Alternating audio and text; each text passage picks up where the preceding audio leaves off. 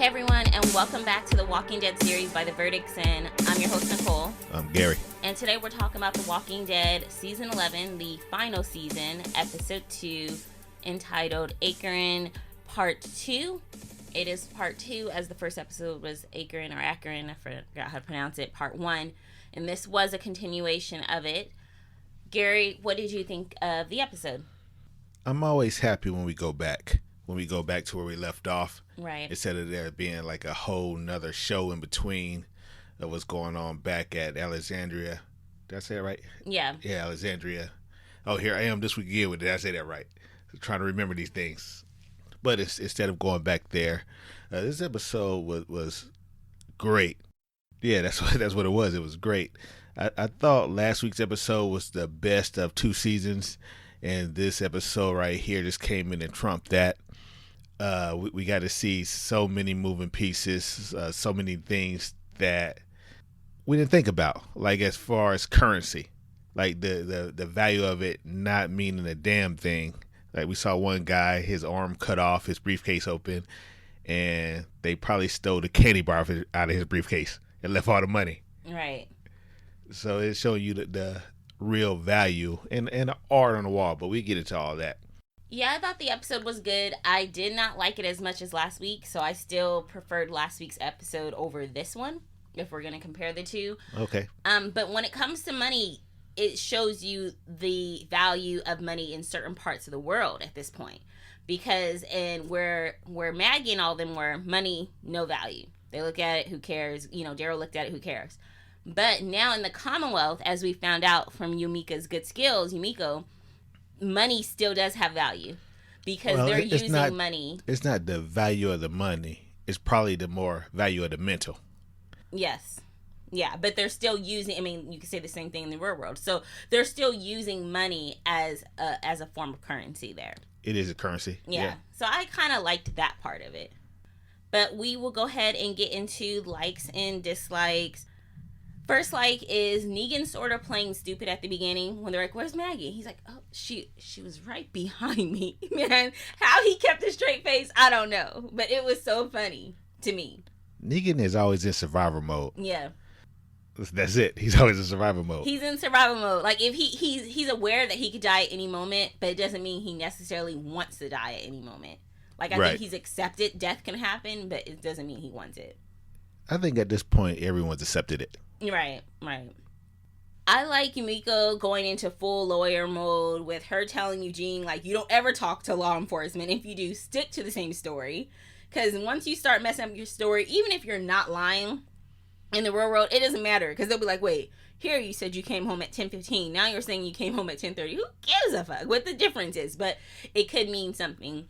And I just liked her whole going to offer more mode, asking who's in charge. She was just really assessing herself. And I liked it when they were like, oh, we're assessing you. She's like, I'm assessing you. You guys think you're interviewing me. I'm interviewing you. So, like, she used what she knew from the real world or from the previous world.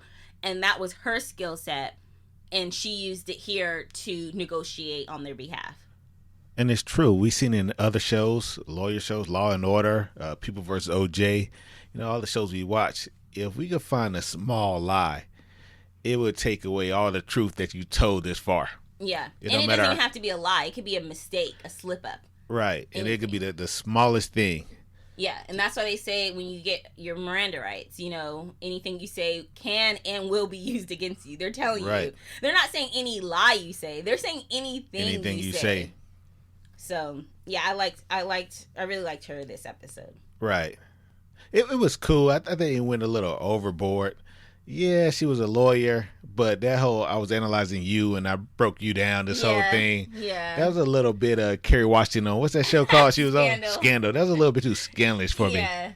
Yeah, where you start talking fast and you're like, ha ha ha. You think you're tricking me, I'm tricking you. Right.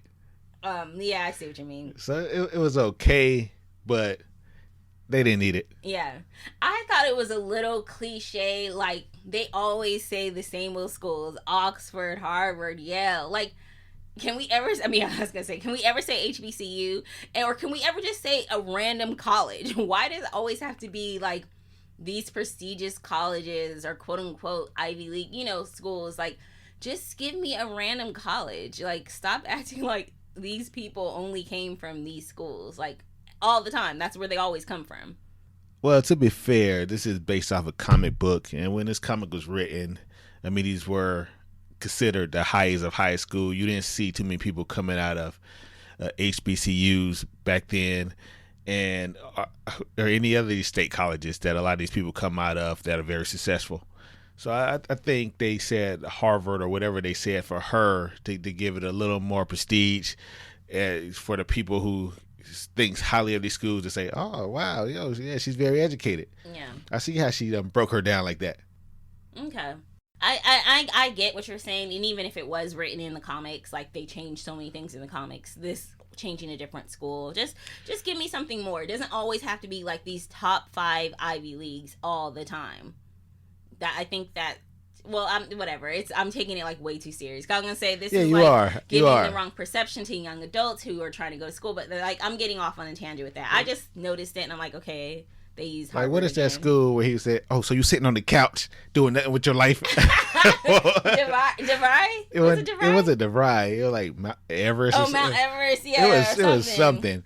But, Everest University. Yeah, but if she would have said that, people were like, they would have called bullshit real quick. It would have been funny. That would actually made it funny. Well, I'm saying that they had to pick a college. Yeah, they didn't have to still. It didn't have to be an Ivy League, but it had to be something that people recognized. Yeah.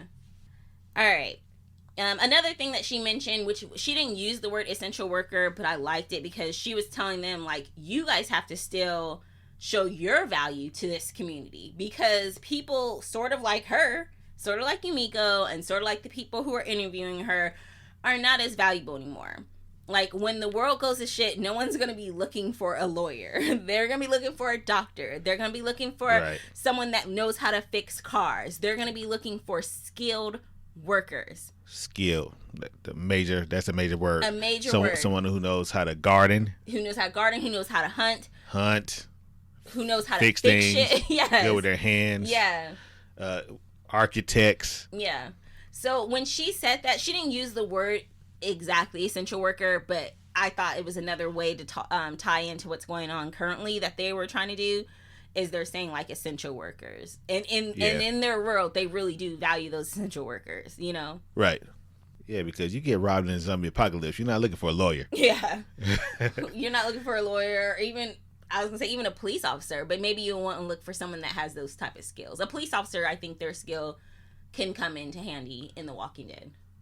In a community like the Commonwealth. Yeah. Kind of like how Rick was. Rick was, he assessed the situation. He tried to keep things cool and calm. Well, he was more valuable in his group. Yeah. But I'm pretty sure if Rick would have went to the Commonwealth, he would have been valuable there also. Yeah, they would have been easily been able to put him into a role. Yeah, yeah.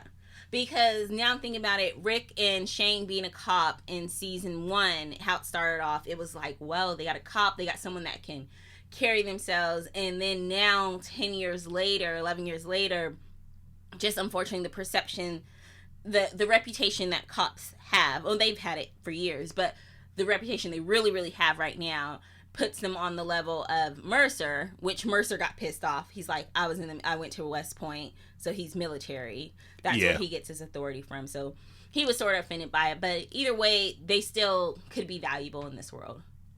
If they're like the good ones, or even a bad one, they would just know the tricks and trades of the world. Like Shane. Yeah. Shane wasn't a bad cop. He just became a bad person. Shane wasn't a bad person. Shane wanted his girl. He wanted his woman. Although, he stole that. Well, he didn't steal Rick's wife.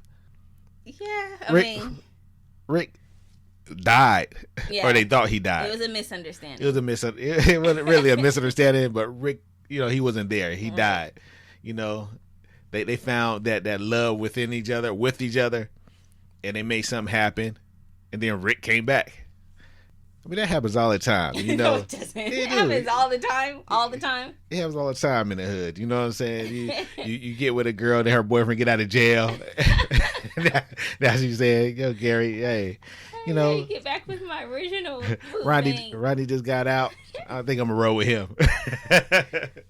All right. Next, we have Princess being excited about using the bathroom because there's real toilet paper. which brings up why they probably asked last week. They're like, what do you use to wipe? They're trying to see if they had a better skill. Like, we got toilet paper. What they got, And that's when Ezekiel was like, I'm not answering that. Like, pass that question. So I do wonder what they've been using. Gross. I'm just thinking, like, do they use a washer? I can just toss it on the floor.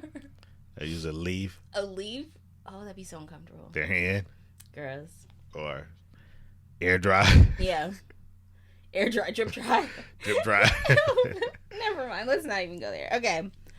Negan saying they would all be dead if it wasn't for him because Alpha would have killed him. And so, like, yeah, I had to burn Hilltop. I had to do one bad thing to stop 20 other bad things from happening. What did you think of his statement? Did you agree with him? Yeah, I agree with him.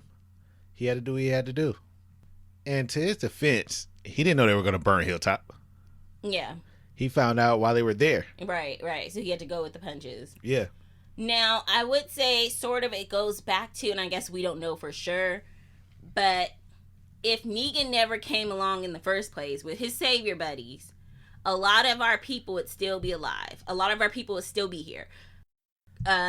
Let's go. Rick would still be more than likely here. But that's not factual. Michonne would still be here. Abraham, Glenn. There's a lot of good people. Those are not facts, and those are things that we would never know. Spencer, Sadiq. A lot of people died after the fact. But there was a lot of horrible groups out there. The Saviors just did it a lot better than other groups. Yep, but we don't know. We don't know what would have happened with our group. That's what I'm saying. We don't know what would have happened. Because there's no guarantee that any of them be here if it weren't for the Saviors. What you mean? Like, if the Saviors would have missed them, they would have got around there and passed that group. There's no telling what the next group would have done to them. Oh, like a different threat. A different threat. Like the group Maggie is running from or running to. Mm-hmm. That she says is horrible to wipe out everybody. The people dying horrible deaths.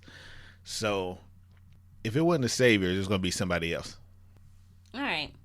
I still liked Negan saying it. I just don't know if I necessarily agree with him because so many things happened to put him in their lives in the first place. And we don't know what things would have been like differently. Or if they would have been differently. All right, so Alden being the only one to try to help and save that boy's life, I really liked it, mainly because it showed everyone's true colors. Like, it showed how hard our people have gotten over the years, because a few seasons ago, they would have never done that. A few seasons ago, if they saw someone get bit to death, remember when Noah got ripped a rim, everybody hates Chris? Yeah.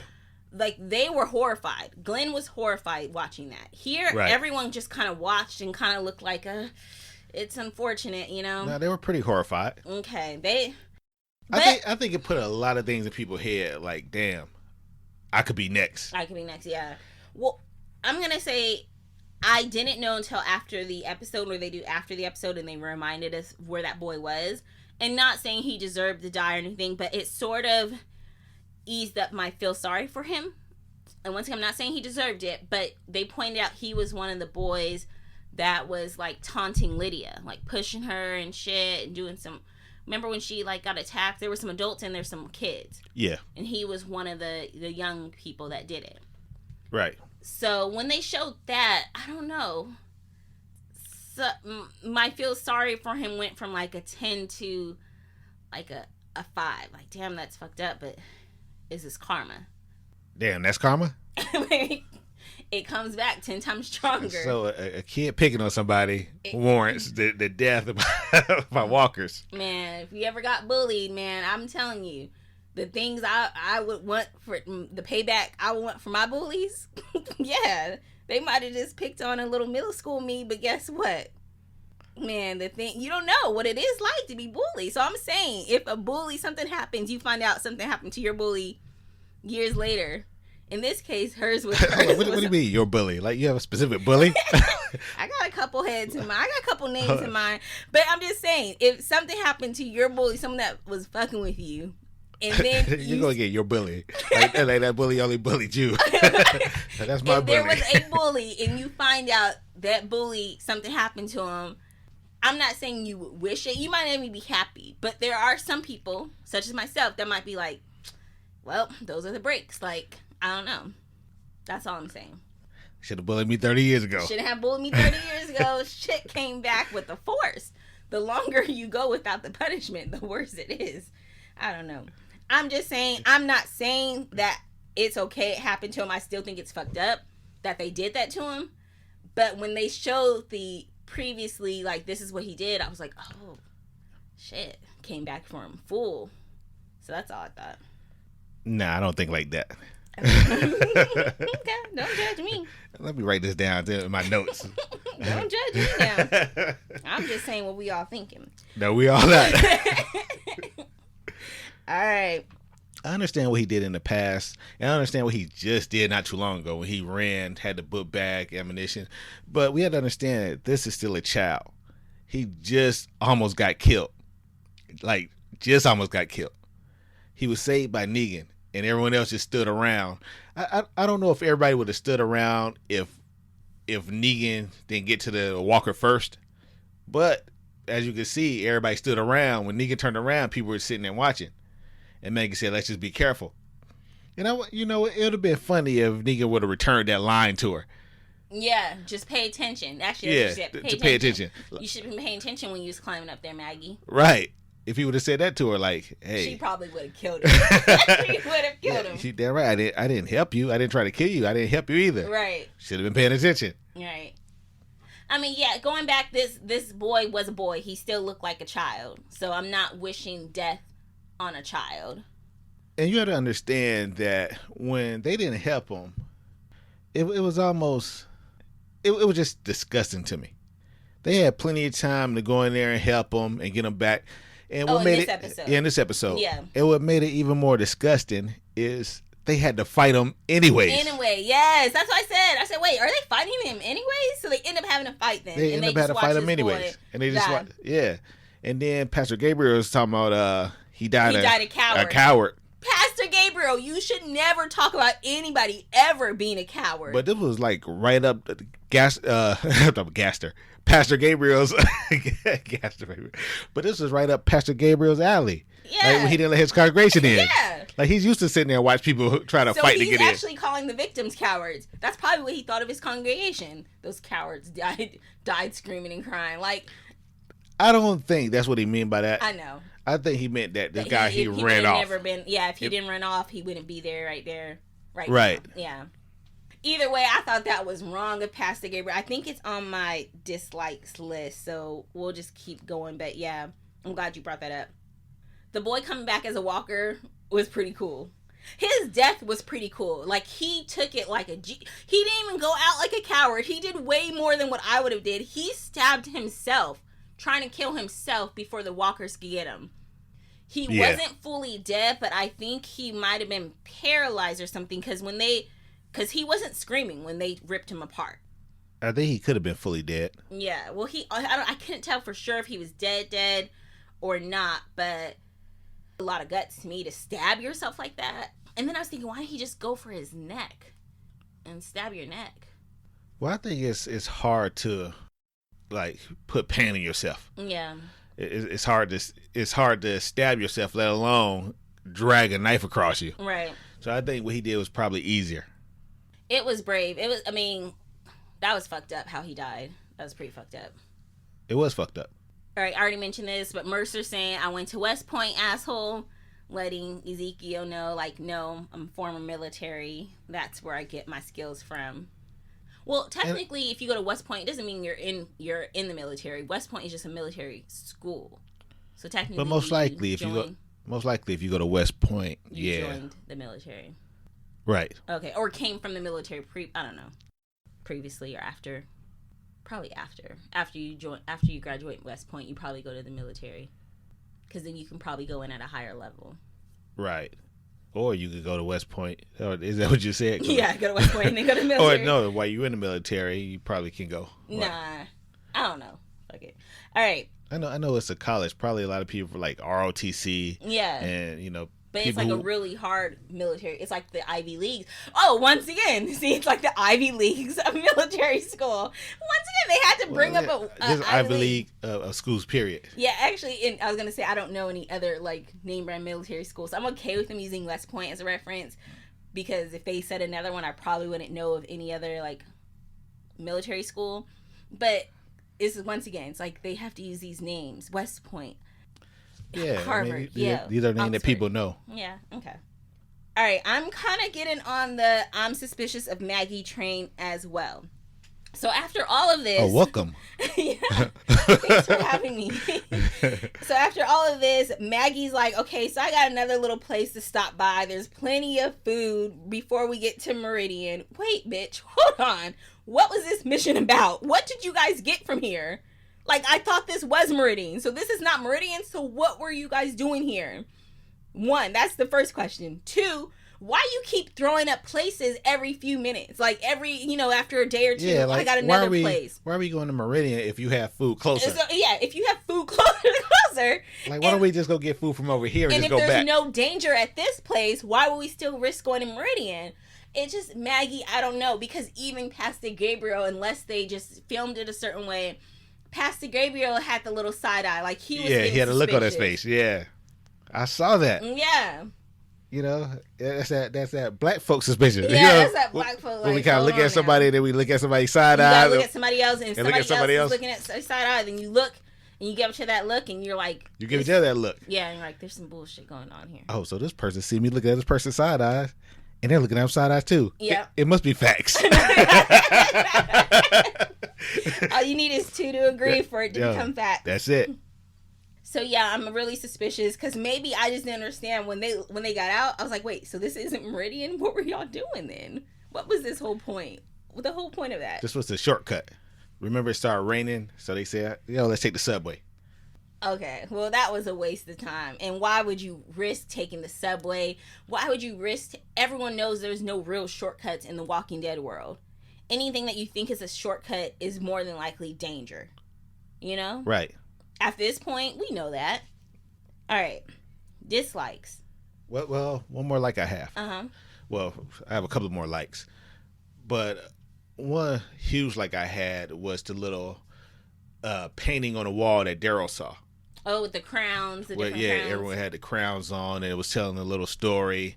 And it was showing that even when the zombie apocalypse started, that there were still people of a higher stature, because that's what the crown was indicating, that was down there with him. So yeah, you saw the little guy with the money tagged to him. So the people of higher stature with money, capable of getting anything they needed, capable of buying things before the zombie apocalypse, it shows that now they're at the point where they're stuck down there with who they consider the common folk. Mm-hmm. Like they said, people with money was down there with people who already lived there. Right. Like homeless people. So I love what that painting, what it showed. I love the story it told. Like at the end, it showed the people with the money getting devoured by the people without. Right. A flip sort of. Which it really wasn't I wouldn't call it a flip or a switch. I just call it, because it's not like once they killed the people with money that they became the most powerful people. The power was transferred to them. They were still stuck in The Walking Dead.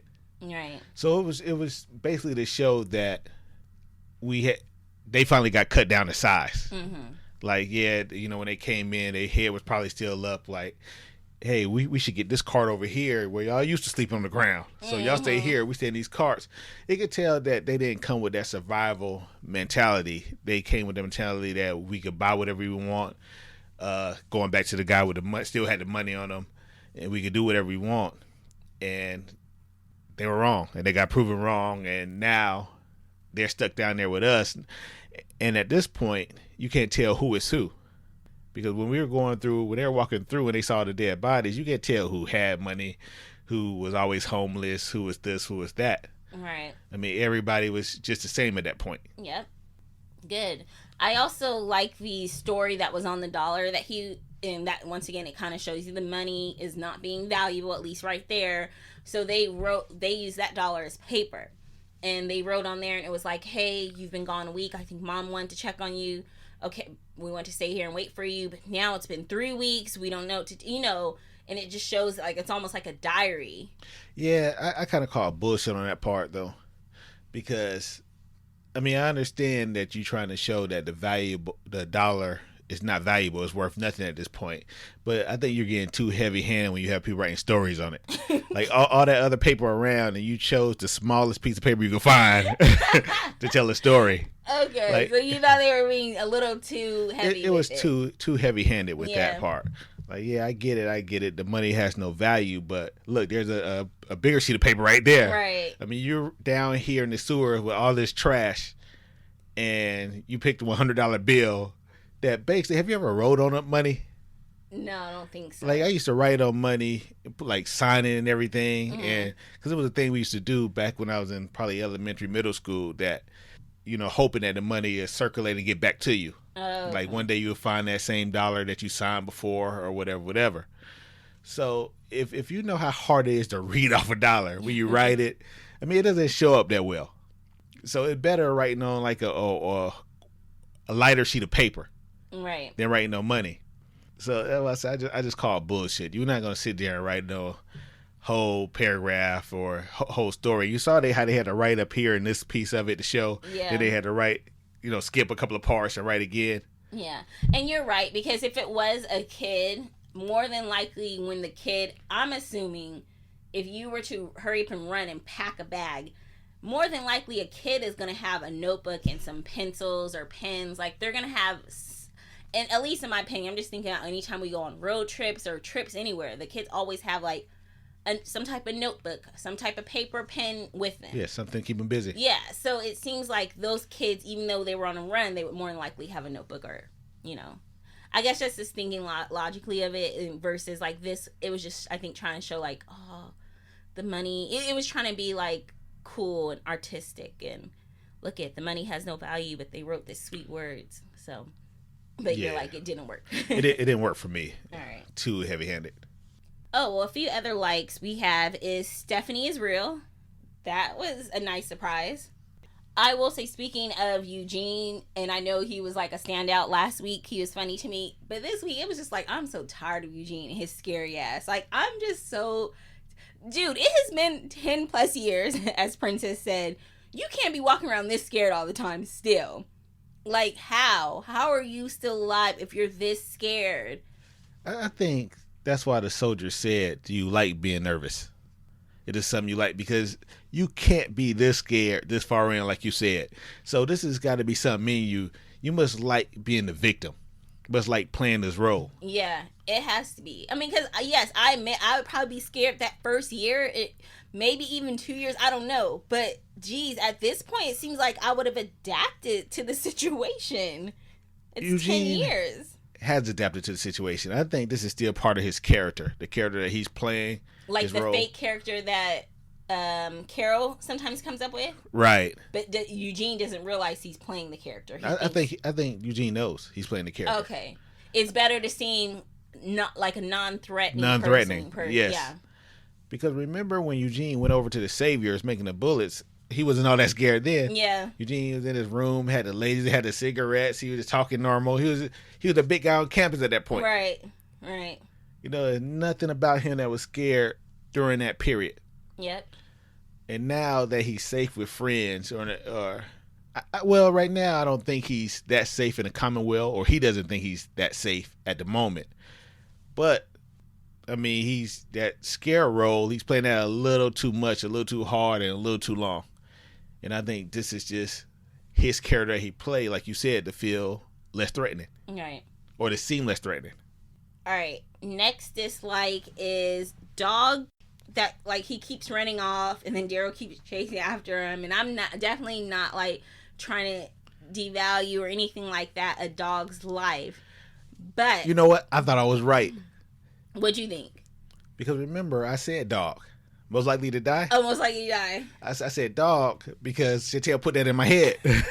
She mentioned it. But I'm just tired of Dog running off. So it's annoying I don't know. When Dog ran off, man, you don't know. I was like, oh, man, am I going to be right for once? Dog is suspect.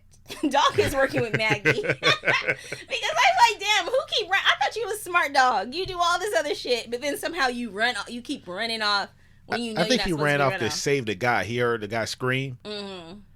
And, you know, the older guy that ran and left. And it's crazy to me that he's still alive. Yeah, but he didn't have any of the ammo, anything else. Wonder if he's taking them to some people. What if they beat him up and then set him loose? No. I'm saying that when Daryl saw him, he said, "Hey, don't waste that on me. Here, take this or take this."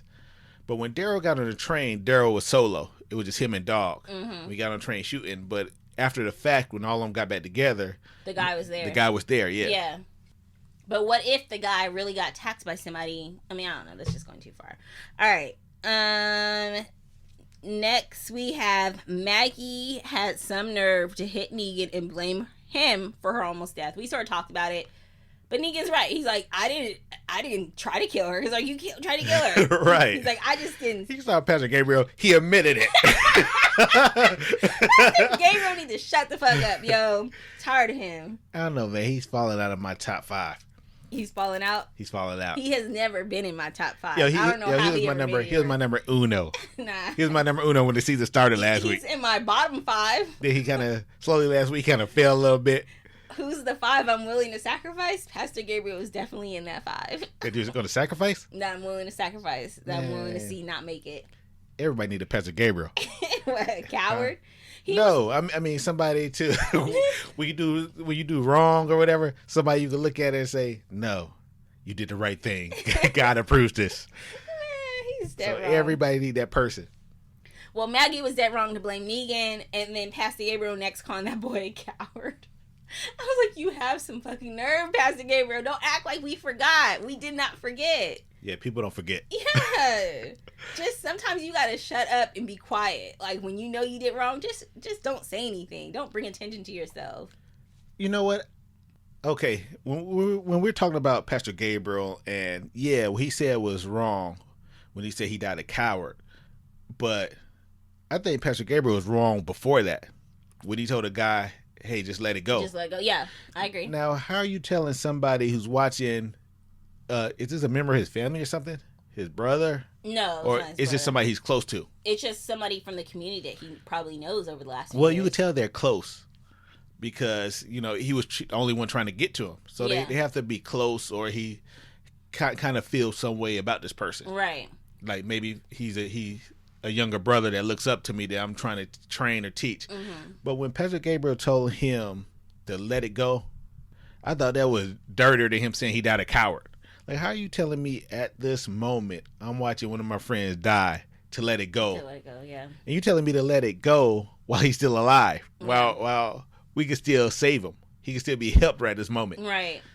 It definitely, how they were acting in that train is definitely like not how our group used to be. I mean, I don't even consider that our group because there's only like a few familiar faces sprinkled in there. Like the Daryl,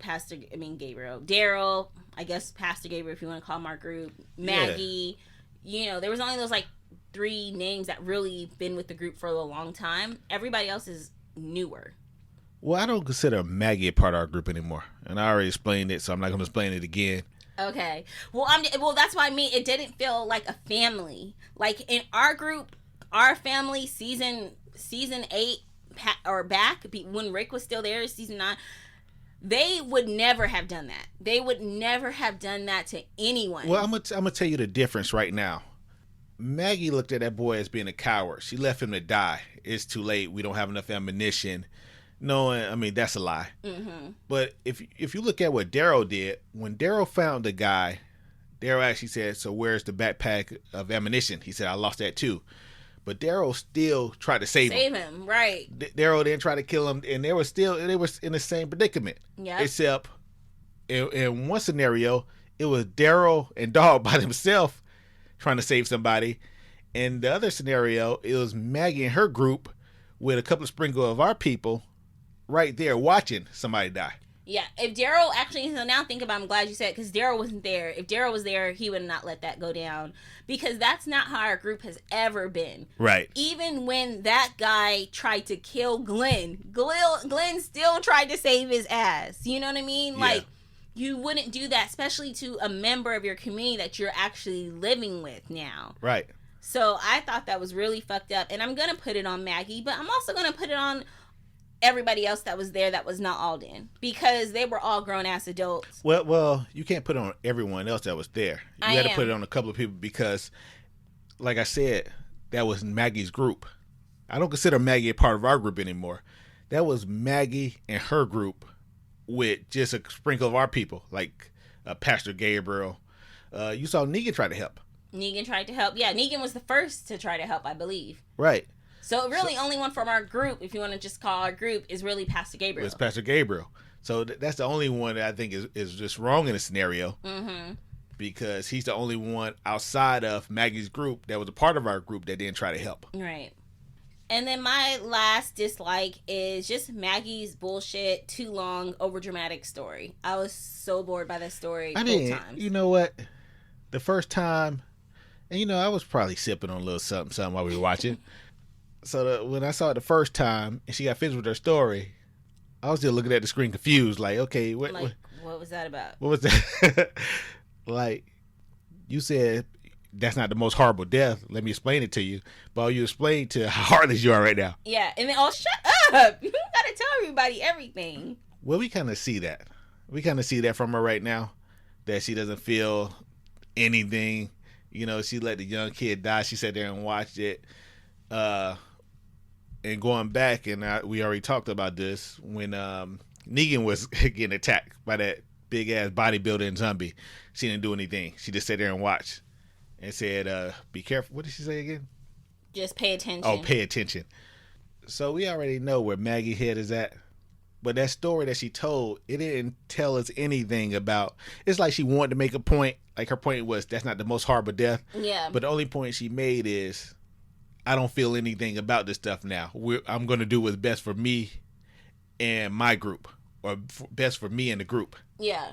Because when she's like, yeah, and then we cleared the place out and me and Herschel ate. So I was like, okay, where's the bad part? And first where's the most horrible death? I called bullshit on her knowing this whole walker's like death. She's like, yeah, their arms were taken out, the eyes were gouged. Okay, I get, you can visibly see that. Then she's like, you know what? I don't think that they were walkers at that point. No, she said they were walkers. That's what she said. Okay, I thought they were alive because her last thing she said was yeah, we knew since I got that. She was like, yeah, we knew since they were alive, there had to be food. Yeah, there had to be food around. But maybe they must have just died, or only some of them were dead. Because remember, it was the old man that brought her back there, and right? So he might have just done weird shit to his family. So I think he was alive, but not the family, because she's like, the arms in the walker. There was a walker baby, so there can't be a walker baby in her stomach if she's alive. And she said the guys that were disformed, they didn't look human, but were they alive? Yeah, I thought they were all walkers, but that's why I called bullshit that she was saying how she knew they died, because she's like, their eyes were gouged out, and then like the tongue wasn't like, how close did you get to the walker? She's like, the voice cords were cut. I'm like, how do you know all this? That's all the things you could observe, that you could see, depending on how old the walker is. Yeah, but like, I guess if I saw the throat cut, I wouldn't be like, someone cut their voice cords. You're gonna know there's a walker with missing arms and missing legs. Yes, a walker with missing arms and missing legs and a gouged eye, yes. But then the tongue part, like, would you get close up and was like, I don't see no tongue. I just thought her story was a little dramatic. I'm like, bitch knew the whole... Would you do an autopsy on this walker? Like, you know all this. So I just thought it was a little too much. Like, it was not real. I just think her story went completely off point. And what she really should have started the story with is, I don't give a fuck. I don't give a fuck. And let me tell you why. And not only that, and I'm not judging her as a woman. I'm not really trying to judge her as a mother. But I could not help but when she said, I feel nothing, I thought, like, do you even love your son anymore then? Like, Stop it. No, I'm sorry. If you feel nothing, how are you capable of love? I can't believe you went there. I'm sorry. That's what I thought. I'm like, what is she? Does she love this son, or does she just take care of him because that's what she's just used to? Because you can't tell me. Hold up. You're serious right now. Yeah, you can't tell me I feel nothing, but then go and hug and kiss your son and say I love you. That's two completely different things. Okay. I just thought it. There's a lot of people that love family members, love their mother, love their father, but don't care about your mother and father. They love their brothers and sisters, but don't care about your brother and sister. There's people that love who they love, and everybody else is irrelevant. I get that. I get that completely. But most people don't say, but you see it all the time. Nothing. I don't care about nothing. Like, most serial killers. Most serial killers. Well, what show was we watching? Mind Hunters. One thing about serial killers is most of them have mommy issues. Most of them kill people that kind of resembles their mother or reminds them of their mother, especially the ones that's going after women. But none of them ever kills their mother. Yeah, or their family, but or they don't kill their or the doesn't family mean that they're able to show love. Like, doesn't mean that they loved. No, just because they didn't kill their family. No, but I'm saying apparently they, although they had this fear or had this feeling they have about that person, they love that person enough to keep listening to them. Like, you see them like, okay, mom, dog, I'll do it. This, that, they love who they love. They love their mother. But if you're not their mother, you remind their mother of that person, then they don't love you. All right. Well, it was just a thought that I for some reason, I was scared I'm no way Herschel. I'm no way comparing Maggie to a serial killer, but I'm just trying to make it make sense to you that, this is one thing by watching that show that we have learned that there's serial killers that's in whole loving relationships, have wives, have kids, and still going out and just killing people and just coming home because their wife and kids. And Lord forbid something happened to their wife and kids, they might get worse. Right. All right. Well, I believe that was it for the likes and the dislikes. Well, before we get off dislikes, let me explain to you my major dislike. And this used to happen all the time in the 70s, the 80s, the 90s. Not so much the 90s. It didn't happen for a while, but you see it start to happen again. And The Walking Dead is notorious for repeating this type of person. That they are recreating the old dog. What's the name of the guy? Oh. What was his name? It was like T-Dog. T-Dog. They're trying to recreate a T-Dog. He's a big bad character that, he don't need the knife and this to do things with. He's gonna use his bare hands, and then he get beat up on the roof by somebody. Then what's the other guy name? Tyrese. He's another big one. Tyrese, swole, doing everything with his hands. They're always trying to recreate the big black character that doesn't need weapons. Because here, you use a crowbar, I'm using my bare hands. And this just goes back to like the A-Team days to me, where you have all these characters, Murdoch, all these people doing stuff, and then you had the big Mr. T character that hey, I pity the fool, I'm using my bare hands. And just like the Mr. T character, where he used the slang like, I pity the fool, oh, I ain't going in, stuff he said like that. You see that over and over in the Walking Dead characters, where they trying to bring the big mindless but brainless black male into the scene. That, like, this guy, when he looked at Maggie, he said, I didn't understand what the fuck he was saying. Did you understand what he was saying? I don't remember him really having any talking parts except for he slammed Negan up for a little bit. He slammed Negan, and then he said, you killed. He said some weird shit. And I was like, oh my goodness. Like, they can't even make the dude just talk straight. And then when they went to the crowbar, he ran over there with his bare hands, like, I don't need nothing but my bare hands. Yeah, and he stopped Alden from... And when all Maggie had to do was give him a look, and he stopped Alden. Yeah, just look back and give him a look. And it's like, I'm tired of them recreating the same character over and over again. Each one get bigger and bigger. They get bigger and bigger.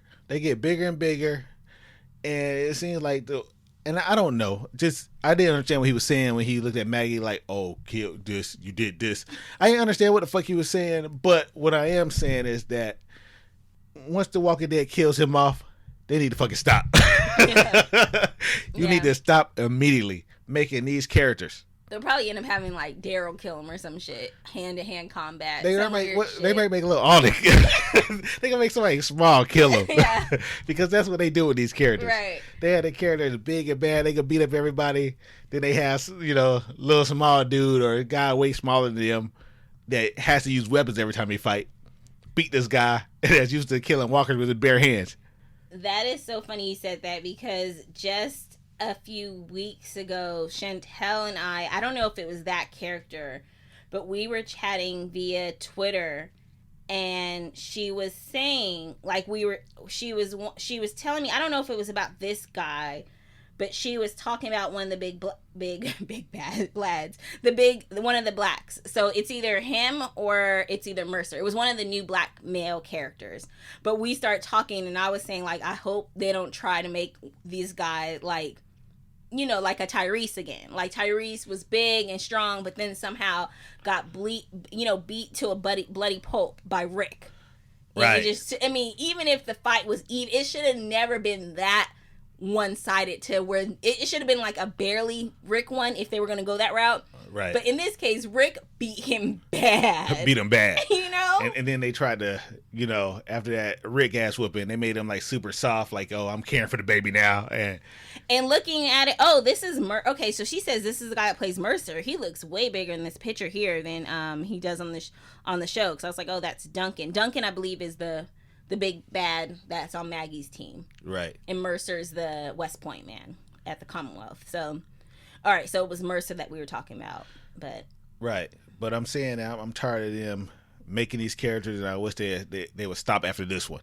After this one, if y'all gonna, because all they're doing is building them up to make them die, you know, in the next couple of episodes. Yeah. And after this one, stop making the character that's in the zombie apocalypse still lifting weights, thinking that he could do everything with his hands, hand-to-hand battle. Right. Like, oh yeah, you had to use that, but I'm gonna rip this door off with my bare hands. Right. You know, this is not reality.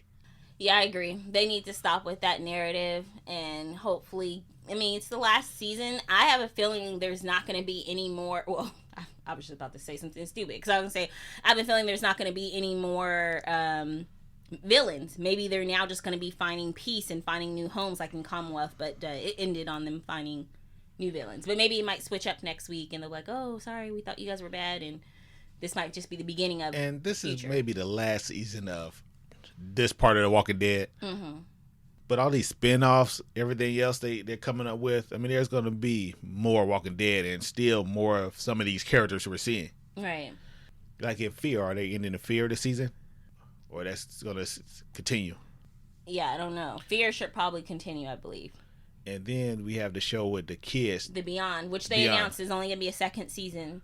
Right. So I'll go and watch the first one. And they're probably stretching the season. Because if this is over already... In 2 seasons, Unless they just had a quick story to tell. Nah, if they're ending it this quick, they probably shouldn't have had a second season. Yeah. Now, time for our listener letters. Remember, if you'd like to be part of the podcast, hit us up, dead@theverdictsin.com, or on facebook.com/verdictsin, or on Twitter @theverdictsin. All right, so we have an email today from Chantel. Hey, what's up, Chantel? Hey, Chantel. Thanks for writing in. One of the writers of the show. Yes, it's very good when we get an exclusive from a Walking Dead writer here. All right, so she has cold open. I'm really enjoying the callbacks to earlier seasons. This quick cold open with Maggie struggling with the walkers reminded me of when Glenn and Tara were stuck in that tunnel right before Abraham, Rosita, Bob, Sasha, Maggie, and Eugene standing by came in and saved them. It was the same hopeless vibe. I was kind of expecting Daryl to come from behind and start shooting walkers to save her. And of course, she did the Glenn under the dumpster trick. I knew they'd pull that. I thought I'd be mad, but I'm actually not. First of all, we had to put some respect on Eugene's name. You can't just say standing by. That's probably what he was doing. You know him, standing by. Eugene's a part of the squad. At least it looks good when he's with a group of people. Like we had the numbers. Yeah, he helps, and he's kind of a big dude. So if he could just put on a straight face and not look scary, people probably would think like, okay, he's boss man. You know? Yeah, there's a group not to mess with. Right. But yeah, the cold open was okay. I wasn't mad at how they sort of saved Maggie because it wasn't like she was completely under the dumpster at the beginning. She like was able to kick her way through or punch her way through, whatever the case. I actually didn't like that part because they show her covered by the zombies. Now, next thing you know, you're telling me that all of them had a grip on her, but she was some way able to fight her way under a train. Yeah. If I would have seen her going under the train during the fall. Well, when she first fell on the ground, if I would have seen her kind of making her way under the train and trying to kick off zombies, that would have been different. But she just laid there with her face covered while all the zombies surrounded her. Yeah. Yeah, okay. They need to check her for bites. You know, I was thinking about the guy that Daryl saved. I was like, check him, Daryl. Don't just wipe him up. Check his body for bites or scratches. Yeah. All right, on the train. I found it interesting that the group kind of seemed rudderless without Maggie to tell them to keep it moving. It took Gabe a minute to step up. How did Maggie figure out which car they were in to tap out the SOS? Weren't there multiple cars coupled? Yeah. I mean, she could have heard them walking around. Maybe. I mean, you can hear footsteps when you're under them. Yeah, and about Maggie and them just kind of being who were lost without Maggie type thing, I feel given even 15 more minutes of Maggie not showing up, Negan would have been in charge of that train. I guarantee you, Negan would have been boss again. I guarantee you. Yep. All right. She says, okay, let's talk about Gage. Initially, I'm pissed about them letting him die like that, but then I thought about it. Gage cut and ran with all of their supplies. He's a coward and he left them stranded. Why risk everyone else by opening that door for him? Negan had already risked his life for Gage once that night, and Gage still easily abandoned them. He wasn't worth it, no matter how cute he was. Also, isn't he one of the assholes that beat up Lydia? And then he has the nerve to beg Maggie, saying he's sorry and he just made a mistake. He started out shady, if he is who I think he is. He was acting like a budding serial killer, drinking and fucking with a walker in the hole in the woods with Henry several years ago. Damn, Chantel, you went way back. He wasn't shit. I do think they could have handled those walkers in single file and wouldn't have hesitated to open that door and do so if it had been someone else. He simply hadn't proved himself to be worth that chance. In fact, he was a proven liability. Did anyone else Did anyone else think about Noah's death as the zombies tore Gage apart? R.I.P. Noah. Yeah, I mentioned him. Yeah. And then, okay, before she goes any more, let's talk about what she just said. What we're not going to do is bring up his past. Actually, your past That's is what relevant. We're not going to do. We're not going to have him on the news saying he died and run down everything he did wrong over the years. They do it to us. They do it to us all the time. All of a sudden, he ain't a victim because Chantel just pointed out the way she pointed out these facts made me start not feeling so sorry for him anymore. Oh, but I kind of did change when I was saying what I say that he beat up Lydia. I did bring up that. And I don't know, because was he a kid? That was my only thing. Like, wasn't he a kid still? Yeah, he was a kid. Yeah. So I can't fault him for all the things he did as a young man. As a coward. I would call him a coward. I can't even fault him for running when he ran. Right. Because things were a little fishy, and we all called it out. We spoke about it. Things were fishy. Right. And no one even came to his defense. So Chantel mentioned, like, yeah, he just got saved. He got saved by Negan. That's probably why he left. He probably dipped out because he was like, oh, shit, no one here would help me. No one helped him but Negan. And then I don't really think of him as leaving with the supplies. I think he just had to go quietly.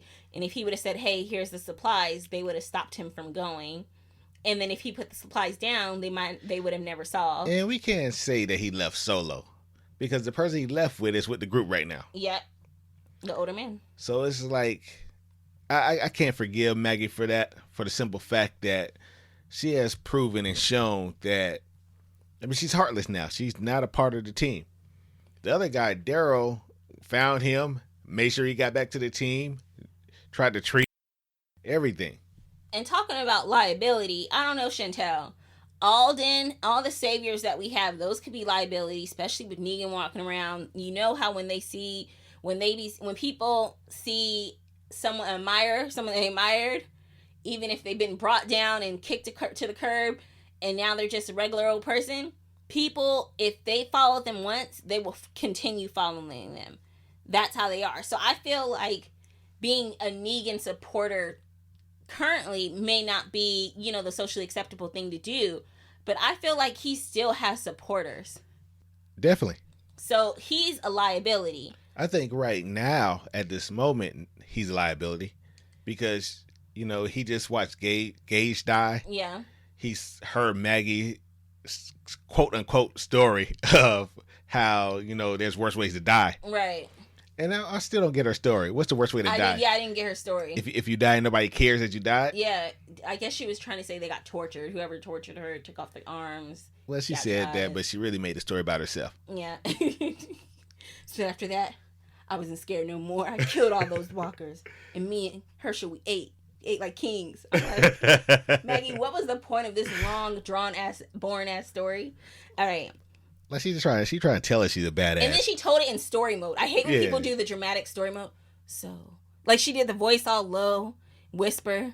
We went to this house, and there was walkers, so we helped the man. I knew he was lying.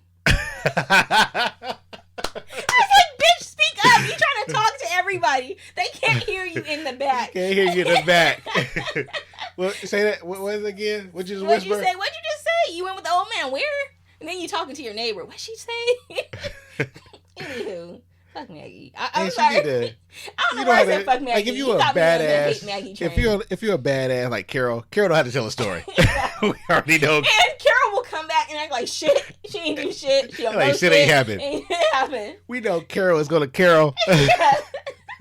You know she's a badass, all the above. She's gonna do her. I respect Carol more because she's so obvious with her sneakiness. You just whenever she's doing something, it's not sneaky no more. Yeah, it's not sneaky no more. She's just gonna do it. She's just gonna do it. But Maggie, I don't know, and I don't know why I just said fuck Maggie because I was not on that I don't fully trust Maggie train like you were.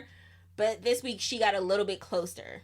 They put that doubt. You put that doubt in my head, since making me suspicious of her. But she hopefully, for Herschel's sake, if she really do love him and everything like that, hopefully she's a good person still. All right, yes, and I did think about Noah.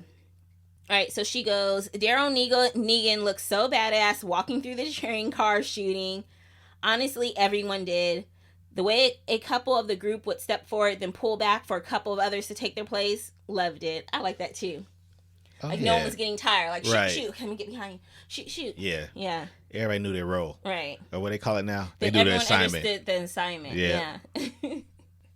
We're so old. Where it takes a long time to figure out the lingo. That's lit. It's like, no, we're not using lit anymore. It's like, shit. All right. And then she said, Daryl using that grenade made me think of when Rick used the grenade to bust out of the CDC. I told y'all I'm keeping an eye out for callbacks. Okay, yeah, I do like that. And I did like Daryl using that grenade as well. Yeah. All of that said, why did they bother with those doors? Why not go out and under the way Maggie came? Yeah. Oh, shit. Yeah, you know, it's so funny because I was just thinking that about Gage. I'm like, why didn't Gage hurry up and try to run through the middle and go out the bottom door? But, yeah, I didn't think about that same thing for them. It is crazy. All the doors were so jammed. Yes, it is weird that all the doors were jammed like that. Obviously, Walker set the flares and the seats to attract the walkers to the inner portion of the car, and everyone go out but the floor access, close the trap behind you. Duh. Yeah, she makes a point. All right, she has the Commonwealth. A lot happened at the Commonwealth, but I must first comment on this. Eugene is a virgin. A virgin. That tickles me and also explains why he has been so damn thirsty. I don't trust anything Eugene says. Yeah. I don't know if he's really a virgin or whether that's just a part of his lie, because we know he lied. Yeah, he's a liar. But he lied for the team this time. Yeah. By saying that, there is no community. He tricked the people, his friends, into coming out there with him for this, that, the other reason. Yeah. So Eugene just lied with ease. I mean, we know he's a pervert. He was sitting there watching Rosita and Abraham, yeah, do the adult thing. So we know he has seen it a couple of times. He has watched, and they knew he was watching, which is crazy. Yeah. Well, they did. Abraham didn't care. Yeah, they didn't care. They didn't care at all. But, Rosita cared. Yeah. Because she said he's watching us again. Yeah. That's weird. That is weird. The whole virgin thing, I don't know. When they said it and he was like, I'm a virgin, I was like, I felt like it was a way for The Walking Dead to do a little shock and awe. Like, oh my gosh, or I can totally see it. So. Ain't that really a shock and awe? Yeah. I was like, I'm not even getting the satisfaction of even discussing him being a virgin. I don't know. I was like, it wasn't. Because if he is a virgin, it's like, duh. Yeah. And if he's not, who cares? Right. Okay, Mercer played himself when he called Eugene a bad liar. Sir, he is an excellent liar. He had us all thinking he could literally save the world. Princess called Mercer fine. I agree wholeheartedly. Is there something there? I haven't seen it, but I do like that idea. Princess and Mercer. Here we go again. Zombie apocalypse and women trying to hook people up. I do like the Princess Mercer line. I actually like Princess and Ezekiel. Like, imagine the talk they have, like the dirty talk. Oh my goodness. That's such a woman thing. Eugene's no matter what's going on in the world, always trying to find somebody to hook up. I said Ezekiel, right? I hope I didn't say the wrong name. Ezekiel. You said. Okay. Ezekiel would be like, I used to have a tiger. And then the princess would be like, I would love to pet him. You're watching me the other movies. It's going to be My Kingdom. Oh, wow. That's the name of the porno. My Kingdom. Dun, dun, dun. All right, let's go. Yumiko went full on badass lawyer on those people, and I love how how shook they were. Did you see the two evaluators' faces? Yeah, and we discussed it during it. Yeah, we discussed watching it. And I personally didn't like it because it's like in a Walking Dead when people are just caught or someone reads them, they have that "oh, you read me" look on their face. Yeah, it's like, it's not like if somebody try to catch me in something, I'm not saying that I'll be in something, but I'm gonna keep a straight face. I'm not gonna look at you like, oh, what she knows. I can attest when Gary lies, he has a straight face doing it. Wait, that's pretty much what you just said. First of all, Gary don't lie. and Gary don't keep a straight face when he lie because he doesn't. I'm just saying, if Gary was to lie, okay, he would lie with a straight face. I know when I used to lie as a kid, like if I said a cuss word and then my sister would tell me for saying that cuss word, with straight face, up and down, I swear I wouldn't. And my sister would be like, oh, you lie so good. How could you lie? I'm like, nope. Because all you have to think is if you tell the truth, the punishment, you know what I mean? The punishment that's going to come. And that's why people can lie so easily. Like, even if they're, like, say in court, I swear to tell the truth. If the punishment is going to be so horrible, they may not tell the truth. Good observation. Let me be clear. I would tell the truth if I was in court. I just wanted to bring that up. For some reason, it feels like you say something and then 10 years from now, someone's going to find this tape and be like, see, this is her saying she would lie on the stand. Why you understand? Can you play that tape, please? I'm like, how'd you find that old podcast? All right, so she mentions Yumiko's brother being a surgeon. If he is still alive, there may be hope for Ezekiel. Long live the king. I agree. Long live the king. That too can be like a title of his his movie with Long live Princess. the king. Long live the king. Man, I'm on fire.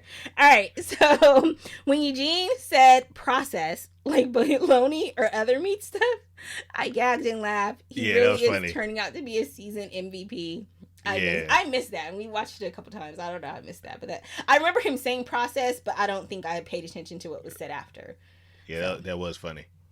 All right, so she says, randomness, here we go. 1, those hot bodies hanging upside down were giving me serious Jim Crow South vibes, not liking that. Yeah, that was pretty scary. That was scary. I was like, what the hell, is this a sundown town? I was kind of free. I felt that same way. I felt a little uneasy, and also I felt like hurry up and ran away, because when you see bodies like that, that's not like the happy place, you know what I mean? Right. And I also sort of thought of Game of Thrones. Yeah. When they put those bodies up to scare Khaleesi away. Yep. Yeah. Second time I thought of Game of Thrones today. They did. They had bodies like every so-and-so feet. They had a body. Yeah. Remember? And it was to stop her when she became the breaker of chains. It was to stop her from going further and freeing the people. I believe it was that city. She conquered. She really is. What they call the people in Black Panther, what they call the white people, colonizers. She really is a colonizer. She will go somewhere and be like, you're free. And they'll be like, we weren't unfree. Bitch, you just burned my home. For no reason. All right, let's stop.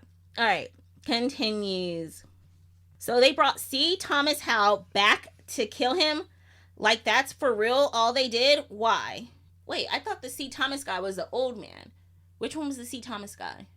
Was he the old man? I thought he was, and he's still alive, wasn't Yeah. he? Oh, no, duh! They killed him at the very end. Oh, at the end, yeah. You're right. Yeah.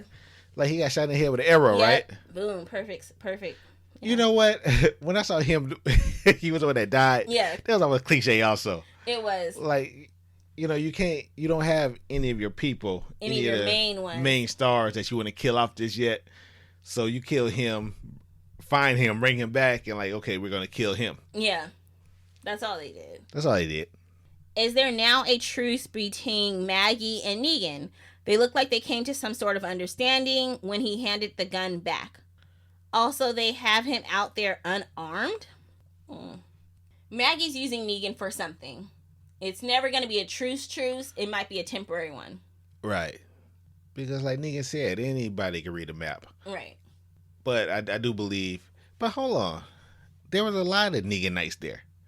So why would they think Negan would be the only one to show them around? Yeah. Alden? Yeah, Alden. Anybody that was a part of Negan's group at that time could guide them here and guide them there. So she has a plan for Negan. Not only that, there's no way. It would have to be a very important reason why you would be okay, or would you would accept your husband's murderer. Not an accidental murder, not a oops, they got in a fight and who's murdered. Like, brutally murdered right in front of you. To just say, yeah, I can help. We need him because of a map. Girl, there's something deeper. There's something bigger there. Deeper. And in all out reality, I think she sees a lot of Negan in herself. I think that's who she thinks she's becoming. The Negan. Like a Negan, her own a right. Negan-like character. Yeah. Like, she could probably look at him and understand why he did the things that he's done, that he did at that moment. Like, yeah, you killed my husband and you killed one of our friends, but after traveling all this time and seeing what's out there, and now me personally not caring or let all my feelings go, I see what you were going through and I see why you've done what you did. Yeah. I don't know if she's feeling like Negan, or I don't even think she can understand still why he did what he did. I think she's there. Okay. Well, let's continue. It says, why do the Reapers have masks that look like Elijah's? I think there was a connection and that Gary was absolutely right about Maggie and her group. But they shot Cole, the hot guy that showed up with Maggie last season. So maybe not. That's his name. The one I said didn't get any talking parts, Cole. And yeah, I said that Sunday night when we were watching, I think. I was like, hey, those have the same mask as Elijah. But then you're like, no, not really. And then when we watched they it were again... they were all different masks. Yeah, but they were wearing a mask. Similar. Yeah. Yeah. Do y'all trust Stephanie? Eugene spilled the beans about her. She might not even be there. They could have learned of her existence during this little soliloquy and could be playing him. That girl might be a catfish. Right. Think about it. Why would Stephanie, if she is into him, put him in the position to be reprocessed by the people on the front lines? Why wouldn't she tell Mercer that she is expecting him and his group so that they get a warmer welcome instead of the quasi-terminus welcome they got? And so I think Tiffany mentioned, that's who mentioned it. Last week, Tiffany mentioned whatever, that's not the real person. No, actually, she mentioned it. It seems like last week. Time's going by so fast. I was just looking at that. She mentioned that. Who mentioned it? Yeah. Tiffany mentioned that. Yeah, I think that's just what the I'm other saying. day. Because she said didn't want to post spoilers when Chantel hasn't seen it. Wonder if there's a fake Stephanie so they can find the settlement. Right. Wonder if that's a fake Stephanie. And then she has hashtag something's fishy. So this was Sunday night when she wrote this. All right, and that's pretty much all Chantel has. She said, can't wait to hear what everyone else thinks. Have a great week. So, yeah, thank you so much for writing. We appreciate it. Yeah, thank you, Chantel. And we have an email today also from Tiffany. Hey, Tiffany. What's up, Tiffany? She wrote, this episode was wild. How are they going to open up with a Glenn-like repeat? The day Glenn didn't die is the day The Walking Dead started going downhill. But also hella funny when there was banging under the train and the look on Negan's face was like, damn, this bitch know Morse code too. I gotta call bullshit that Maggie knew Morse code and that other people understood the Morse code. I call bullshit on both parts. Her knowing it and someone knowing what it was. Right. Like, even if I heard the noise, I'm like, okay, that's Morse code. I wouldn't know what they were saying. I wouldn't even know it was Morse code. Yeah. I just think they were knocking. Like, oh, who's knocking like that? Who's making that beat? All right, she goes, this is the moment I agreed with Gary. Mark it down, August 31st, year 2 of our... Marking it down. And I agreed that Maggie ain't up to no good, because the way she was quick to let dude die... Insert appropriate meme. I mean, come on. They had plenty of time to door open, help that kid, kill the few zombies in that followed him, and shut that door. Now I realize they still would have been trapped, but we trying to save lives, right? Right. And a slap in the face is they had to fight him anyway. As they had to end up fighting him anyways. That's the real slap in the face. Then she gonna tell this creepy ass story like, oh, that changed you do some more? I said her storytelling was hella weird. You are definitely setting up Alexandria so you can move your own people there and take over. I think she's gonna take over with her people like a little mini Negan. If she had been writing, she knows the leadership there is spotty. Wonder if she trying to lead people there, but the group killing them followed them and started picking them off in the woods. There's huge chunks of her story missing, damn it. Just saying. I agree. I agree, too. I think she's stupid to think that she can take our group. After everything our group's been through, I think she's dumb to think that, though. It depends on the size of her group. Yeah. That's why she's so dangerous, because she knows what we have over here. She knows the enemy. She knows our layout. Right. She knows all our allies. I mean, she's very dangerous. And who knows if she's even picked people to fight. You know how, like, when they, in football, they're like, okay, I'm guarding that person, or in basketball, I'm guarding that person. She might have already put players against players. Yeah. Like, you can probably take this person, this person, this person, but you need to watch out for them because they might have that person's back. I want you on this, this, and this. You take the stragglers. You take Carol. Or, like, you know, she might have had all set up. Right. Damn. I don't want to go deep into the I don't trust Maggie. I'm keep going deep, and then I'm trying to pull myself back because I just can't believe that I'm already Maggie, there. I'm there. Yeah, I'm like halfway there. I need everybody to get with me. Every time I get there, I'm like, no, stop. All right, she continues. Negan's explanation for why he didn't help Maggie makes perfect sense. That's it.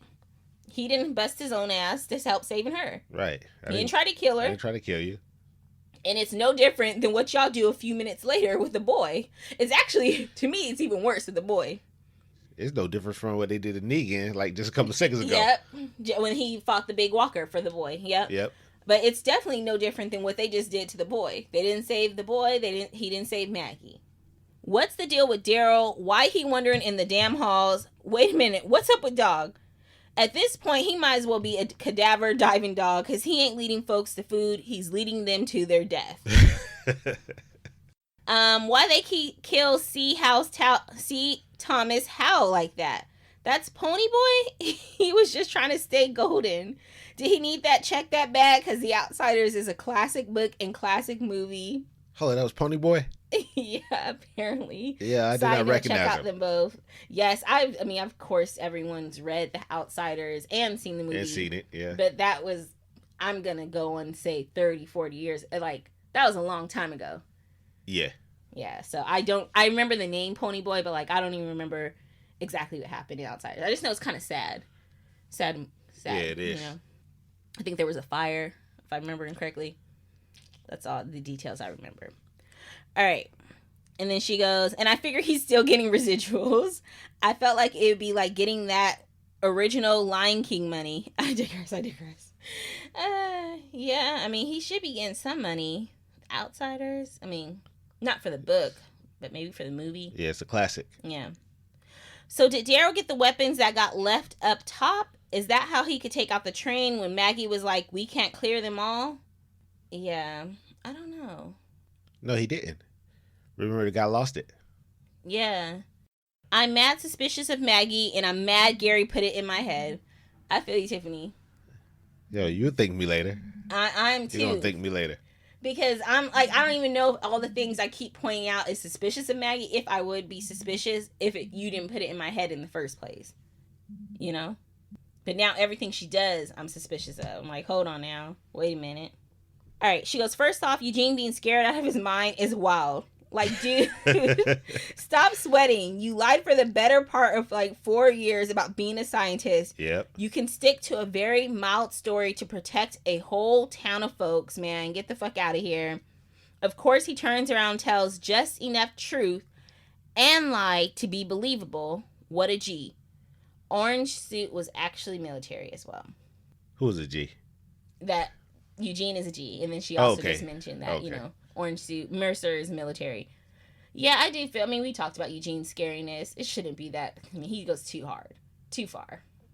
Too scared. Too scared. You never go full scared. Yeah, you never go full scared. Every episode he's on. She goes, speaking of G, Father G better shut up about being a coward when you let your whole flock turn. Thank you. Now, because you rubbed glue on your eye, you hardcore, shut your mouth. Yeah, you know how I feel about Pastor Gabriel. Ain't never scared, Eugene lying ass tongue. That tongue be hard at lying work, man. Hard at work lying. Yo, always lying. Yep. Most likely to die. Oh, so she was giving ain't never scared to Eugene. Okay. And then she is most likely to die. Go back. Yeah, well, she was saying ain't never scared, so ain't fearing shit is Eugene. Oh, no. And yeah. I agreed. Yeah, and you agreed. Who did I give it to? I gave it to you. No, I agree that Eugene was extra hard this one. Okay. But I don't agree that he gets that. Because he was scared. I mean, when they found him, he was outside asleep. Yeah, but just because you're scared doesn't mean I ain't never fearing shit or I ain't never scared, because as long as you need to do what you need to do, it doesn't matter how you really, really feel. Do you know what I mean? So, ain't fearing shit... It doesn't mean that you have to be fearless. It means it makes you even fearless, the fact that you did it when you were scared and you still did it. Nah. Yeah. Nah. Yeah. Well, she has most likely died. Negan her dog. Dog better but it on simmer. And Negan is basically low-key like, come at me, bro. Yeah. And then she goes, hi, Chantel, Mike, Miss Gloria. Oh, yeah, that's last week's mythological breakdown was Chef's Kiss. Tiffany. Thanks, Tiffany. Thank you. That was great.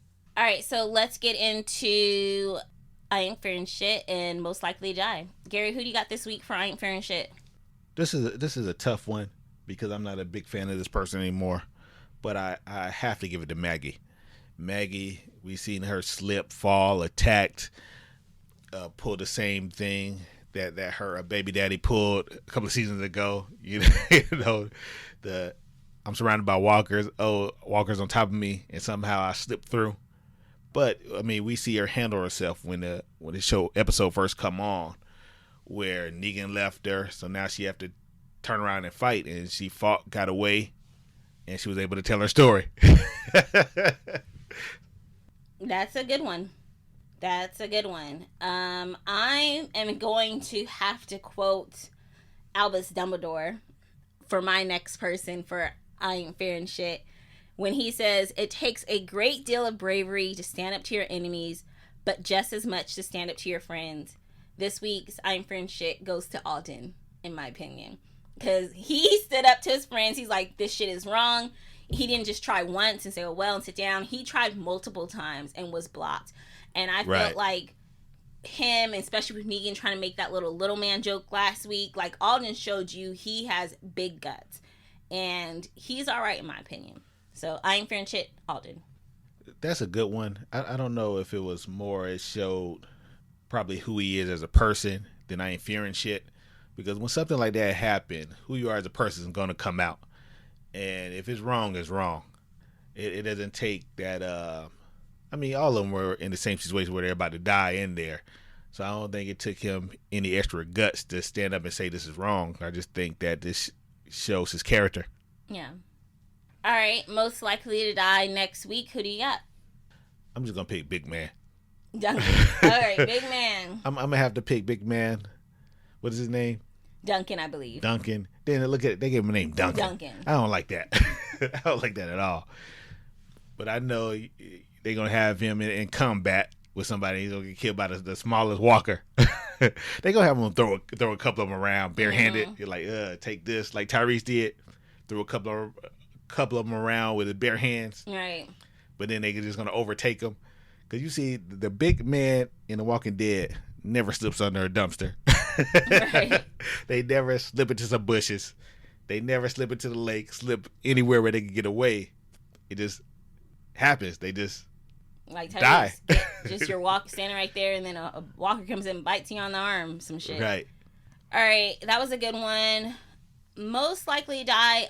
We talked about this guy last week because I was like, oh, Maggie's boo thing or that guy. I'm like, but I don't know if he was there. But he clearly was there. It showed him this week, and it's weird. I don't know if Walking Dead's trying to be cheap, because like the first time we met him last season, he was talking up a storm. The white guy that's there with her, like ponytail or something. Got his hand cut off. Did he get his hand cut off?